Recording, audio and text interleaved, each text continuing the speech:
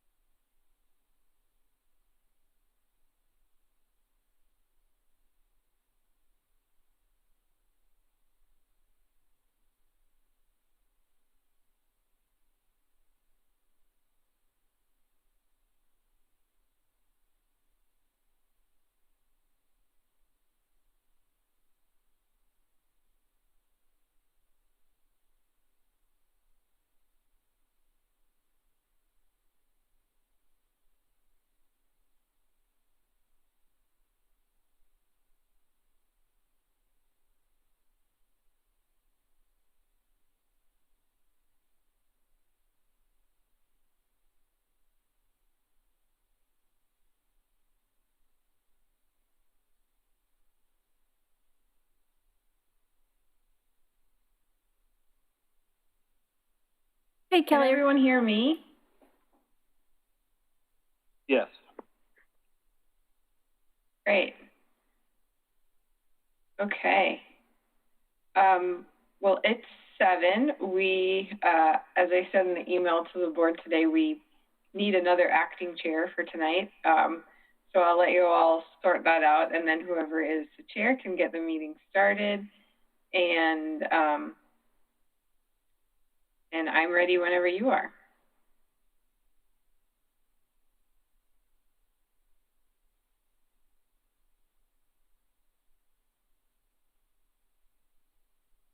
I think Ken, Ray, and Claire are all muted right now.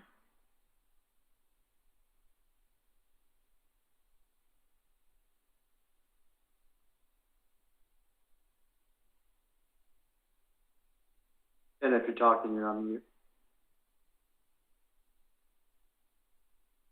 I only muted myself because my daughter was running by pretty loud, so.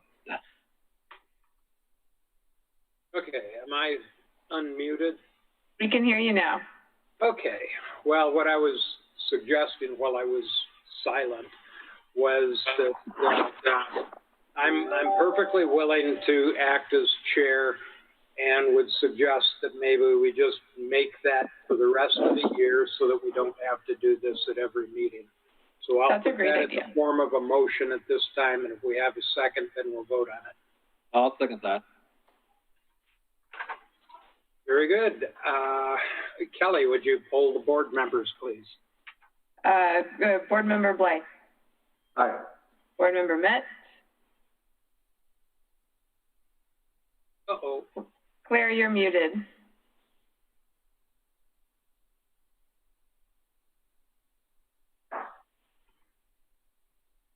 Board Member Stobie. Aye. And Claire is still muted. Well, that is the majority in any case. Yeah, it is. Chair Basinger, if you want to vote. All right, so we will proceed on there and call the meeting to order. First, would like to ask if there are any members of the public who have something to say that is not on the agenda. This meeting is being recorded. Thank you. There is nobody at City Hall. Okay. Laura, do I need to record this? Sorry No. to interrupt. I don't. Okay, I'm going to stop because I think you've got it on your end. The recording has stopped. Okay. And Claire, we still can't hear you, but when you need to, hopefully you can unmute yourself.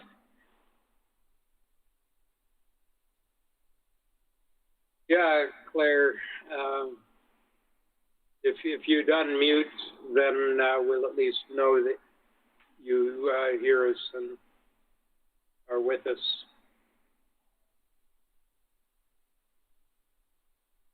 We know you're there because we can see your name.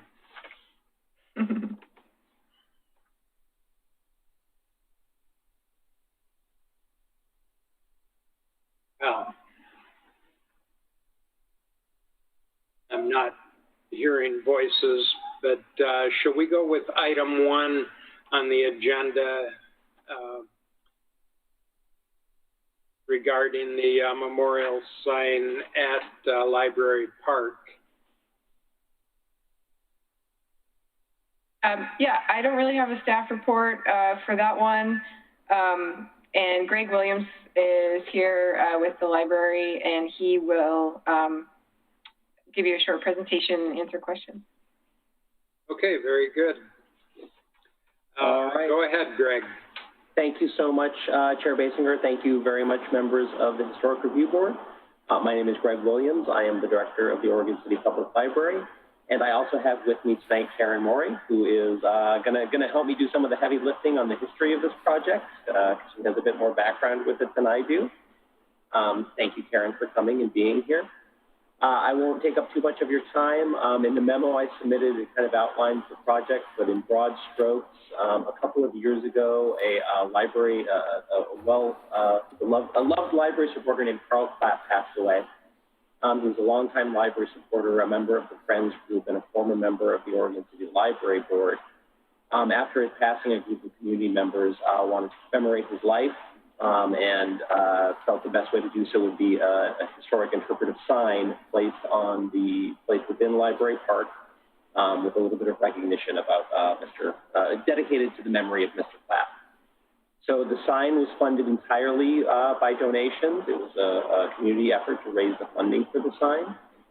My understanding is that a small group of citizens and staff, including the former library and former parks directors, including Karen Norrie and Nick Dirkman from our library board, kind of worked on the sign's content and the text. And we are now at the point where we are, I believe the sign exists, it has been manufactured, it is ready to put up. In the memo I submitted, we indicated the location where we expect the sign will go. I also provided a small version and a larger version of the sign contents, and we wanted to come to you tonight and let you know what our plans are and make sure that we've got the support of this board to move forward with the project. And with that, I will open it up to questions, most of which I will probably artfully punt to Karen to answer. So my first question would be to the other board members. Have you seen the representation of the sign that was put in the documentation that was sent to us prior to the meeting? Yes. Yes. It looks really great. Can you hear me now? Yes, we can. Yay! Yay, about so glad you're here.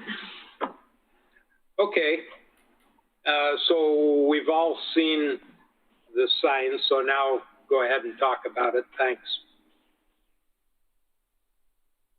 Okay, I'm going to chime in. This started under Phil Lewis, and Nick Dirkman and I met with him. I did most of the historic research. Most of the text is mine, so cross your fingers and trust me, it is accurate. Carl was a dear friend, and when Phil left, I became curious what had ever happened to the sign, because I knew Nick and I had approved the final draft. In checking with Don Robertson, it turned out the sign had been manufactured and was sitting in storage. Given the sensitivity before with the McLaughlin Neighborhood Association over signage around the library and in Library Park, I did suggest that we run this by HRB, both the design and where it will be located. And I'm happy to answer any other questions. I think upon your approval, the sign will be installed. Thank you, Karen. Other board members have any questions for Karen? Or If Greg? Karen has done the research, I'm sure it is perfect. And I think this is a very and I think this is a very fitting tribute to Carl, who was a dear friend for a long time. So I'm gung-ho. I think it'll be a great addition, and it'll give a lot of information about the building, which a lot of people don't know. Thank you.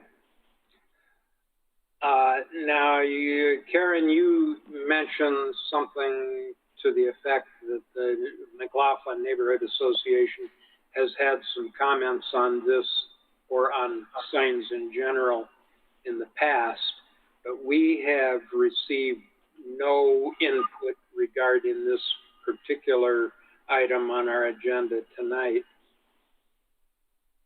Do you know anything that we don't know? Actually, no. Just really wanted to, as we say, cross the T's and dot the I's. And I'll clarify too that this didn't come to you as a public hearing because the materials use for the sign meet HRB policies. So there wasn't any need for it to be a type 3 review by the board. But as Karen and Greg said, this is kind of a heads up and a chance for the board to see it before it goes in. And if there's any objection at all, then it can we can go back to square one and submit a type 3 application if needed. So Kelly, why don't you go ahead and poll the board members on that question, and then we'll take it from there. Sure. So speak now, I guess, if any board members feel that this needs to be reviewed at the board level rather than at staff level. Yeah, I see Grant shaking his head, and I'm shaking my head. I think staff level is just fine. Claire? I'm shaking my head either. I think this, like I said, all systems go. Yep. Great. I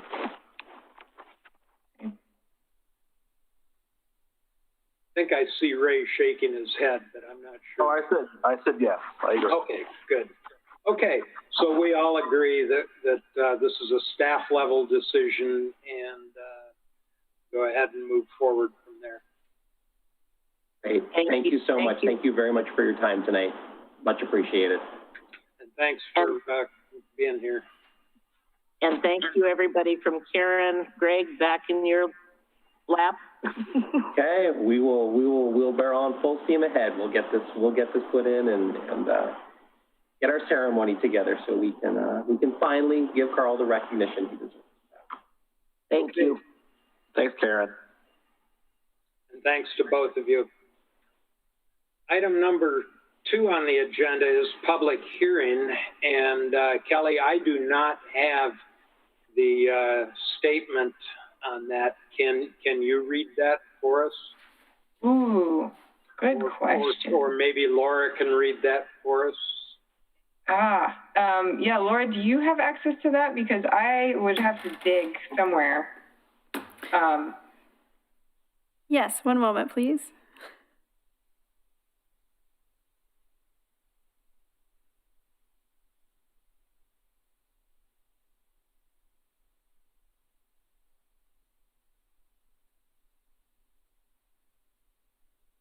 All right. Can you say the file number before I start? It is GLUA 20-00038, HR 20-00008. Historic review for offense at 618 4th Street. Thank you. A public hearing for the aforementioned file number is scheduled for tonight. A staff report has been prepared for each application has been made available to the public 7 days before the first public hearing. The staff report identifies the approval criteria by which would apply to each applicant's proposal. Staff has analyzed the criteria which are contained in the staff report. The quasi-judicial hearing procedure that the board will follow is set forth in state law and the Oregon City Municipal Code. The hearing procedure steps are shown on the chart on the wall here at City Hall. Anyone wishing to speak should fill out a speaker's card and hand it to planning staff before speaking. Speakers will proceed in the order in which their card is received. You should fill out your address on the card so the city will notify you of its final decision. For the public record, please begin all testimony stating your name. Testimony and evidence should be directed towards the applicable approval criteria. If you believe other criteria apply in addition to those addressed in the staff report, identify and discuss those criteria and explain how and why you believe they apply to the application under consideration. A person may submit any written material while the public record is open on each application. Any written materials received by the city staff during the time period when the record is open will be placed in the record. Written materials submitted during the public hearing must be presented to city staff in order to become a part of the record. If a person intends for PowerPoint presentations, oversized poster boards, reports, pictures, or other exhibits used in their oral testimony to be placed in the records, copies must be submitted to city staff while the record is open. If they are not given to city staff, they will not be included in the record. Any person wishing a continuance to present additional evidence and testimony or to keep the record open to respond to new evidence must make that request before the public testimony portion of the hearing is closed. If the Planning Commission makes a decision with which you disagree, any issue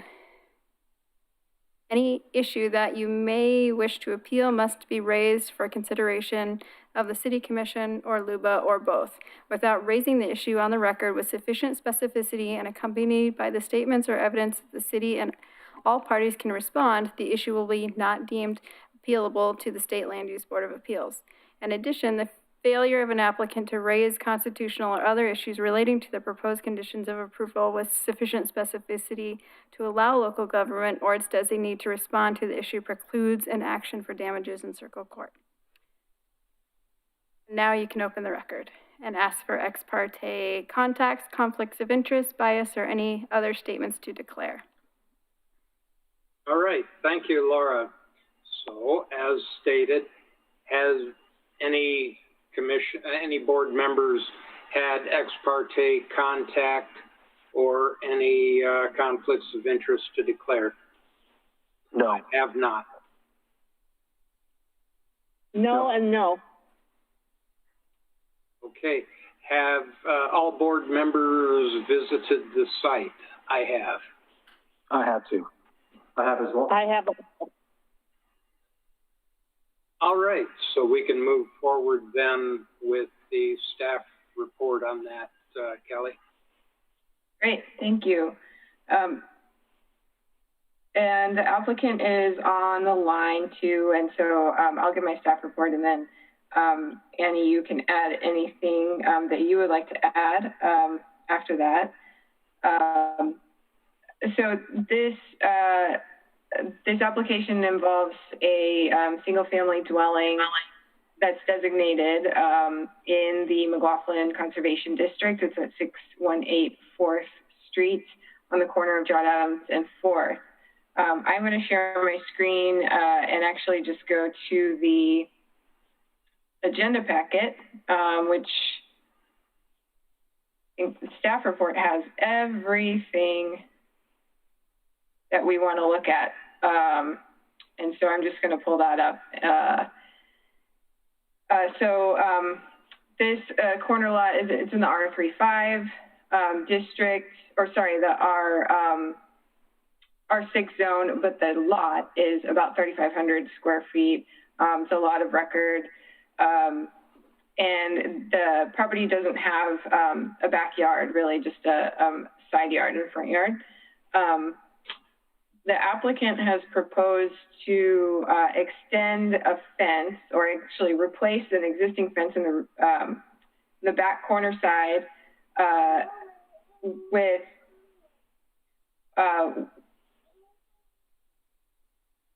I'm very sorry. I need to pause for 1 second for a family issue.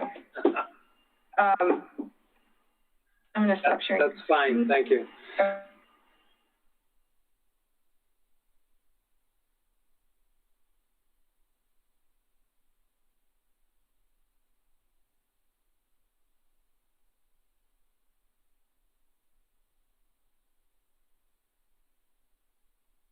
Would suggest we could have Ms. Snyder pick up where. I'm really sorry. I'm disregard.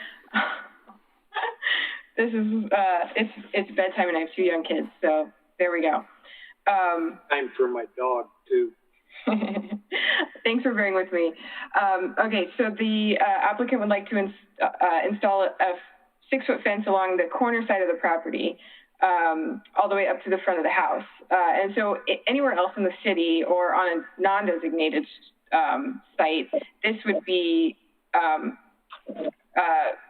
something that somebody could do without any sort of review or permits or approvals. But the Historic Review Board policies for designated structures in McLaughlin require that fences in the corner side yard be 3.5 feet maximum. And that's really so that we're not obscuring the homes. Many times the corner sides of the homes, you know, of these designated structures have a lot of historic character. 6-foot fences can really hide that and obscure it and cover up some historic features. And so that's kind of the main reason for why that policy exists. And so any proposal for a fence that doesn't meet the HRB policy automatically gets kind of bumped up to the board. So that's why the board is looking at this one. And I want to also talk about the house itself. If you look at the inventory form, you'll see that it says that it's been altered and that it has an irretrievable loss of integrity. Now, there are many homes in McLaughlin that also have been altered and have an irretrievable loss of integrity and are not designated. This one happens to be designated, and I'm not exactly sure why that is, but my guess is that in the 1980s, when the homes were first designated, that the home would probably hadn't been altered as much at that point, and then between the 80s and 2001 or 2002, when we kind of did the re-inventory of all of the homes, that's probably, you know, at that point the alterations had been made, and that was probably an oversight. You know, oftentimes there was work done without permits, and so that might have been what happened. So it was intact. The historic integrity of the home was intact at one point, and then some alterations were made, and so here we are. But it's still designated. So the siding on the home the wood siding has been replaced, and the windows have been replaced with vinyl for the most part. And then there's some accent stonework on the front of the home that is not original. So those are kind of the changes that have been made. And the word irretrievable, I think, is it's subjective. And I think if you asked, you know, a group of preservation folks if something was irretrievable or not, if something had an irretrievable loss, that you probably, you know, have a disagreement on that. So, you know, wood windows can be added and try to match the original, and, you know, siding can be kind of restored in many cases. And so what one person says is irretrievable, another person might say is, you know, not, and that it can be restored to closer to its original glory. So, so all that being said, my staff recommendation for this one really is to allow the fence to come along the corner side yard with a couple of conditions. So here's the kind of the sketch from the owner, and then there's a photo of what that looks like right now. So there is a retaining wall concrete block. That concrete block actually happens to also not meet HRB policies. So my recommendation includes kind of addressing this concrete wall as well. According to the owner, the fence would go kind of on the outside of that wall towards the street. And then it would come, you know, and meet the front of the house. And so that wall would really be completely visually obscured from any public area and any other neighboring property. And so my recommendation on the wall is that if the fence is approved, the fence is going to cover up the wall, so the wall is okay. For the fence, my recommendation is that you can see kind of the old fence and the height that it is. It's about 6 feet. And I think that height, you know, it kind of hits kind of where these windows are. And I think that height is appropriate. There is a bit of a grade change here, right? So the house is below where the fence is. So even though it's 6 feet, it's going to be it's going to hit the house maybe at like 9 feet or so, I'm guessing. So I wouldn't want the fence to be too high and completely cover the whole side of the house. And so my recommendation is to limit the height of the fence to whatever the height of that existing fence is. And of course, that existing fence is going to be replaced as well, but limit it to that height. And then instead of, if you can see where my pointer is here, instead of bringing the fence all the way up to this corner post of the porch, have it end at the actual house right here, so that there's still kind of a visual connection between the street and the porch. You know, I believe the porch is original. You know, front porches serve the purpose of, you know, being open to the street and kind of allowing for that visual connection. And so that's the reason for the recommendation for the fence not to cover up the side of the porch there. So in summary, I'm going to just scroll back to the recommended conditions of approval. The applicant proposed cedar fencing, so the only condition of approval regarding materials that I'm recommending is that no in-size lumber or pressure-treated wood be used on any visible surfaces. Of course, that the height of the fence should not exceed the height of the existing fence on the property.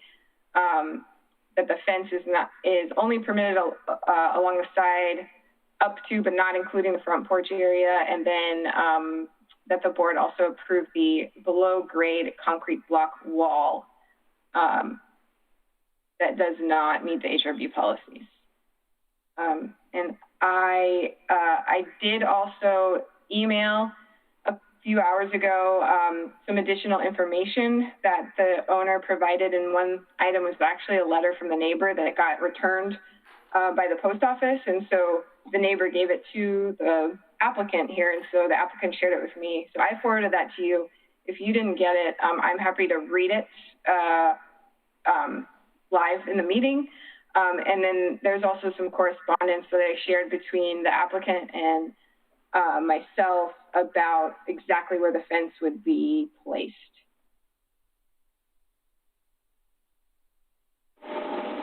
Okay, I'll wait till the train gets past. Thank you, Kelly. Does the applicant have something to add to that? Can you guys hear me? Yes. Okay. So I don't have anything to add. The existing fence is at 6 feet, though. So we did measure that. That was my only comment as far as not exceeding the fence that's currently up. And when we moved in, it was falling over. So it used to be a lot more fence, and now it's not. But other than that, I don't have anything. How do you feel about the conditions of approval that the staff has recommended? I will agree with them. Yeah, I actually didn't know about the retaining wall. We did that to prevent some flooding that was happening in our crawl space. So as far as ending the fence at the house, my only concern there is that we have a French drain now, and it's like right where that is. So I just don't want any posts that would go in to interfere with that, which is why we originally had it lining up with that post, because that post is the front of the house as well. As far as like, I don't know how to explain it. It's like an L shape, our porch is. So our front, the front of our house actually sticks out further in the front. And that was the only reason we wanted to line it up with the existing block wall, was because we didn't want to interfere with the French drain that had gone in there. But if it needs to be pushed back, we can figure out a way. Okay. Do any of the board members have any questions of the applicant? I don't. And have all of the board members read the letter from Sue Leister in support of the application? Yes. I did. My only thing is if we approve the hollow tile wall as part of this, that it is well explained and does not set a precedent. Did you get that? Yeah, I'm not sure what you mean about well explained. Well, Yeah, I'm confused. explain the situation as to why we are approving a hollow tile or, you know, concrete block fence or wall. Okay. Oh, for the part that's not part of policy. I'm The sorry? staff report, the staff report does explain that it would be completely obscured by the fence and that furthermore it's below grade from the street at least. And so those are the existing findings in the staff report. If you wanted to add more to that, absolutely. Okay. Okay. And Kelly, are there any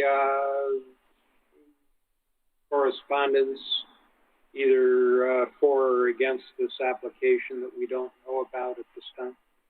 No, we didn't receive any other public comments other than that letter that was emailed today. Okay. Thank you, Ann Snyder and Kelly.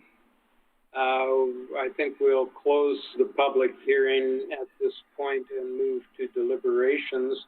If any board members have any comments to make, have at it.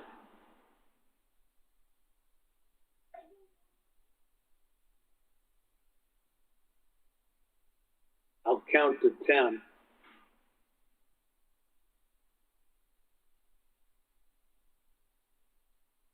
In the absence of comments, then I would happily entertain a motion from any board member regarding the application.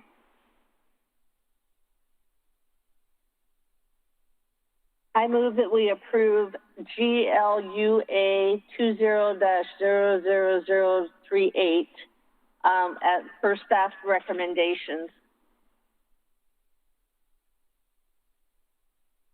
I'll second that. Including the conditions of approval as stated. Conditions of approval, excuse me, yeah. I got you, Claire. I understood that. Okay, we have a motion and a second. Kelly, will you please poll the board? Yes, Board Member Blythe? Aye. Board Member Stobie? Aye. Board Member Met? Aye. And Chair Basinger? Aye. So the motion carries, and we wish Ms. Snyder well with the project.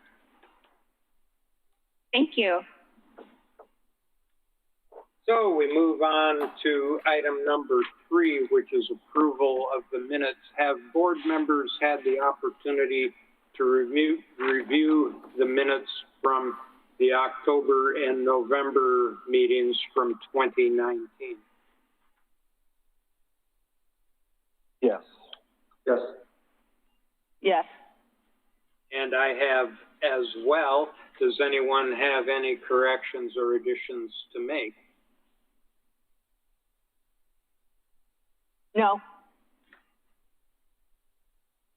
In that case, I would entertain a motion for ratification of the minutes. Does that include both sets? Both or of you? them. Yes, both of them.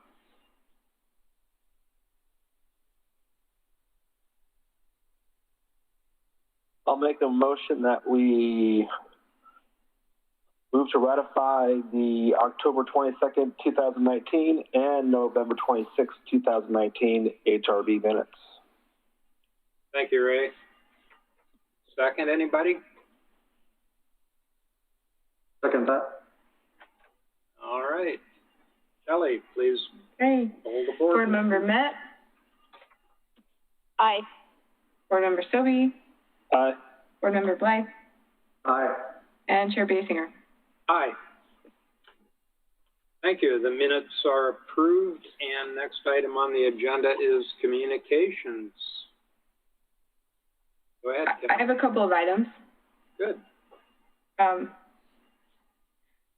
So one, so we have the current vacancy of the architect position, and if anyone, again, has any colleagues, friends who might be interested in that, please direct them to apply on the city website, or you can direct them to me for questions.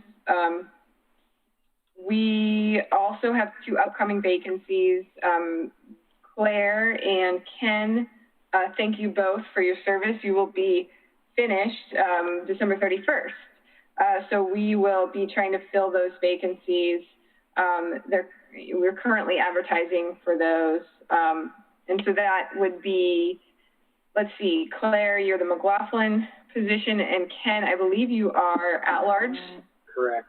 Yes.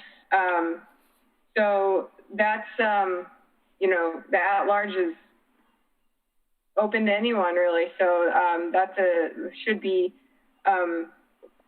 hopefully easier one to fill. And then Claire, I'm sure there are lots of folks in McLaughlin who would be interested. So please spread the word if you could, that those are open, and we're looking for good folks to be on the Historic Review Board.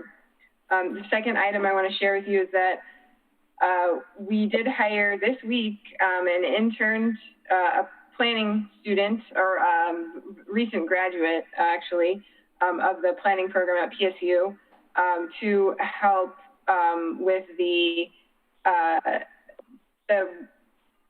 project to update the code on the thresholds for review for additions to non-designated structures in McLaughlin. And that project will also address major public improvements and, you know, really probably better defining what those are. So, for example, the sign in Library Park, we didn't review it, you know, as a major public improvement, but the streetscape project we did. So that's kind of a gray area for us every time it comes along. And so the project will also be to kind of figure out how we should define what a major public improvement is, and when the board wants to be able to review that, and when the community thinks the board should be reviewing that. In addition to the additions to the structures in McLaughlin.